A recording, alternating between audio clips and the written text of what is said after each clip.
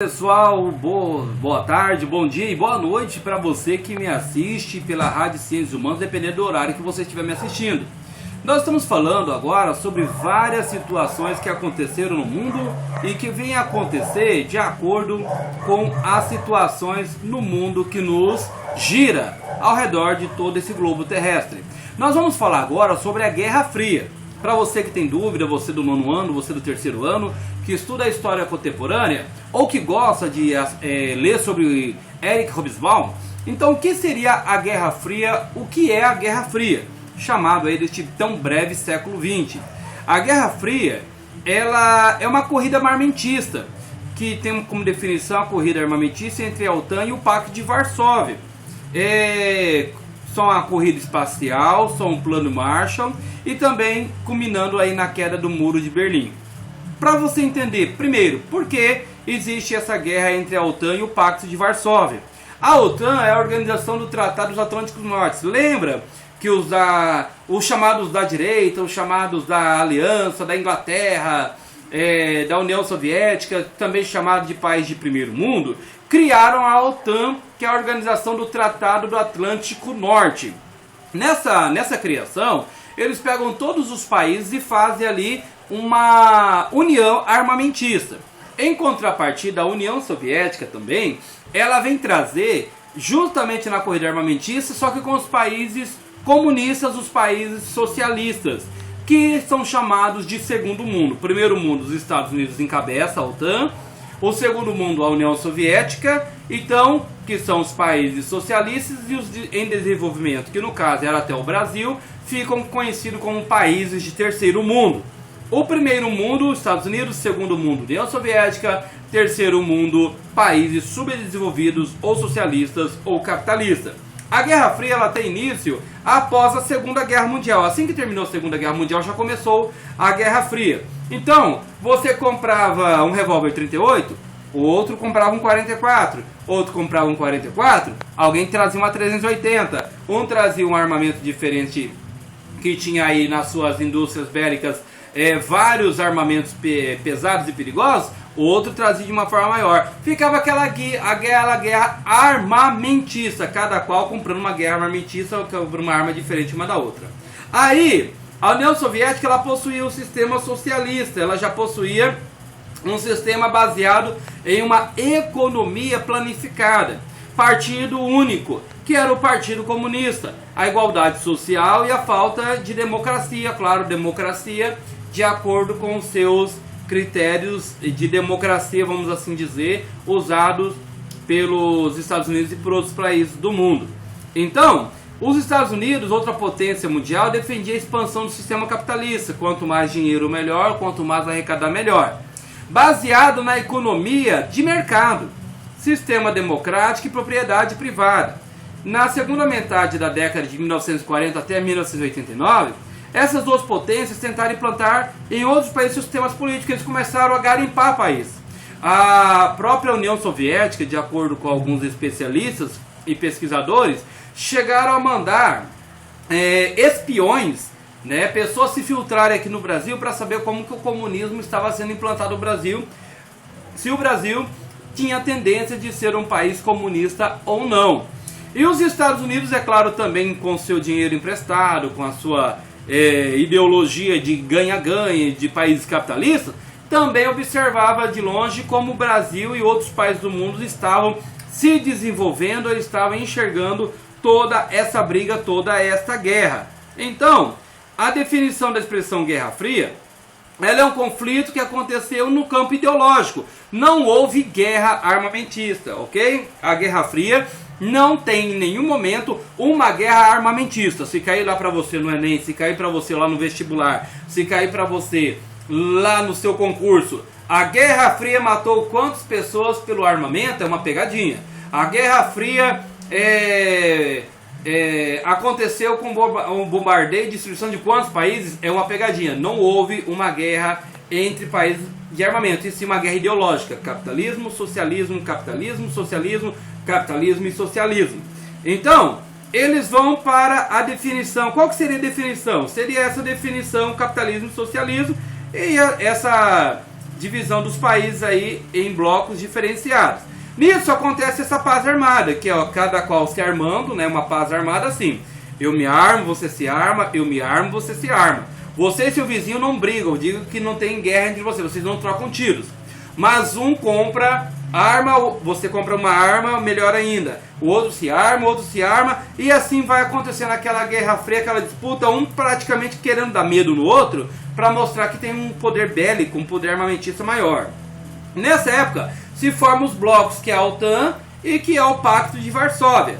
Um país membro da OTAN são os Estados Unidos, o Canadá, a Itália, Portugal, a Inglaterra, a Alemanha Ocidental. Lembra lá daquela divisão da Segunda Guerra Mundial, onde a Alemanha foi dividida entre a Alemanha Ocidental e Oriental? A Ocidental ficou sendo a Alemanha capitalista, a Oriental a Alemanha comunista. Então, a Alemanha Ocidental, a França, a Suécia, a Espanha, a Bélgica, a Holanda, Dinamarca, a Áustria e a Grécia.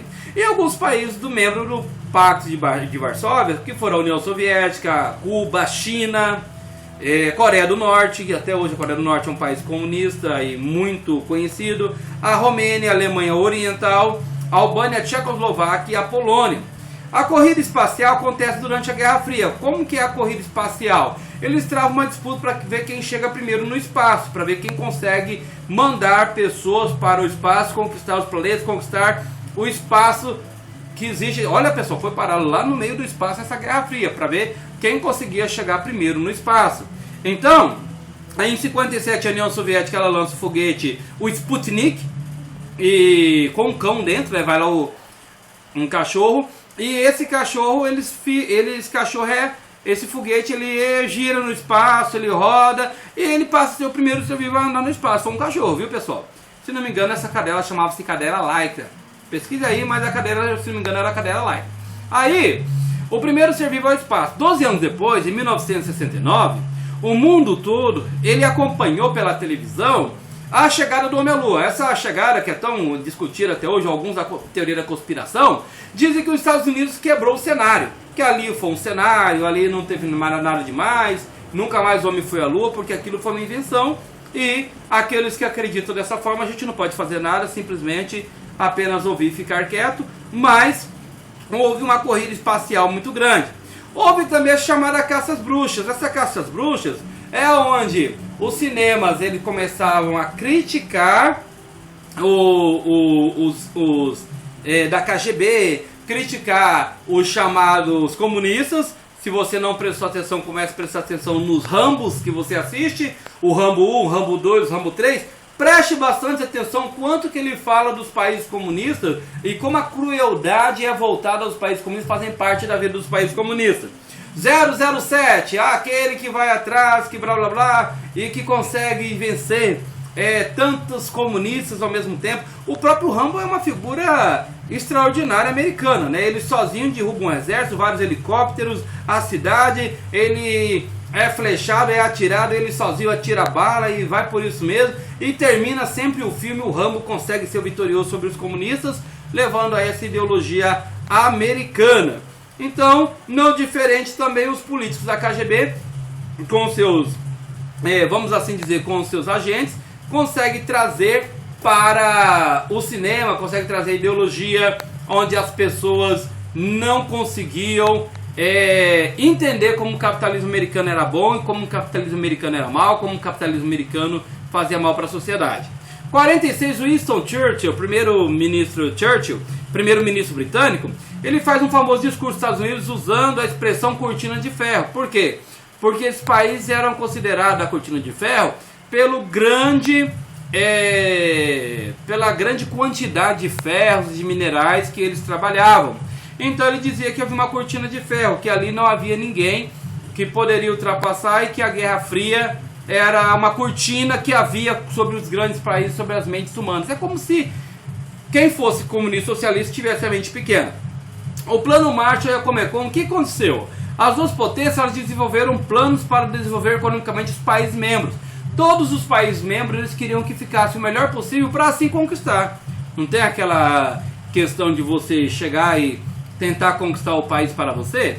Então você fala assim, olha, comigo está melhor, o outro não, comigo está melhor, e assim por diante eles tentavam se conquistar. Então, no final da década de 1940, os Estados Unidos colocam na prática o Plano Marshall, oferecendo ajuda econômica através de empréstimos. Então você ia emprestar, às vezes até meio que imposto, né? Você vai emprestar o dinheiro dos Estados Unidos para provar que você devia alguma coisa aos americanos, para que você pudesse ter alguma dívida com os americanos e assim não tivesse como você fugir deles, vamos assim dizer. E a Comecon foi criada pela União Soviética em 1949 com o objetivo de garantir auxílio também aos países comunistas. Viram aí? Plano Marshall, Comecon. Plano Marshall, Comecon. Os capitalistas criam um plano, os comunistas criaram outro. Sempre essa competição acontecia entre eles. Nesse desenvolvimento indireto, houve envolvimento principalmente em 1951 e 53 com a Guerra da Coreia, onde havia disputas armadas, financiando, os Estados Unidos financiando a Coreia do Sul, a Coreia do Norte pelos comunistas, para que houvesse aquela guerra e aquele desentendimento. Ficou sobre essa influência e nessa guerra houve essa separação, essa divisão de território. Nessa divisão de território, o apoio militar ficou ao norte com a União Soviética e ao sul com os Estados Unidos, e ficou essas duas Coreias. Foi o próprio envolvimento também na Guerra do Vietnã, considerada uma das grandes guerras, das mais terríveis possíveis que você possa imaginar, porque foi uma guerra que envolveu muitas pessoas naquelas florestas vietnamitas. E é chamada uma guerra onde os Estados Unidos perdem essa guerra e passam vergonha nessa guerra. Por quê? Porque os Estados Unidos não conseguem dominar o próprio Vietnã. Um povo simples, um povo humilde, mas que não consegue dominar. O filme Platoon, ele trata muito bem isso. O Rambo 1, ele trata muito bem isso. O Rambo 2, ele volta tentando resgatar os americanos, que também trata muito bem isso. E a Guerra do Vietnã acontece de 59 e 75, e os americanos são abandonados, são mortos, e são obrigados a abandonar o Vietnã ali com uma certa vergonha pela guerra. Como que acontece o fim da Guerra Fria? A Guerra Fria ela não terminou de dia para noite, ela foi uma guerra que continuou de 45 até 1989. Conforme ela vai perdendo força, o mundo socialista vai perdendo força, o mundo socialista já não consegue sobreviver com tanta hegemonia, o dinheiro já não é mais tão forte, o aceleramento socialista já não existe. Então em 1989 caiu o Muro de Berlim. Eu até passo para os meus alunos e aconselho você a ouvir e assistir o clipe daquela música Wind of Change.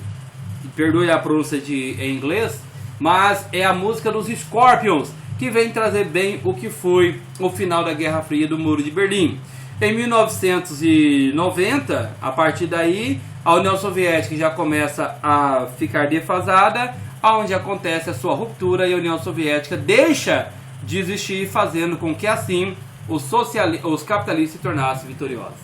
Obrigado, é assim que acontece a Guerra Fria. Continue conosco, obrigado pela sua sintonia e continue. http radiocienciashuman.minhawebradio.net http radiocienciashuman.minhawebradio.net. Continue conosco, muito obrigado e até a próxima aula.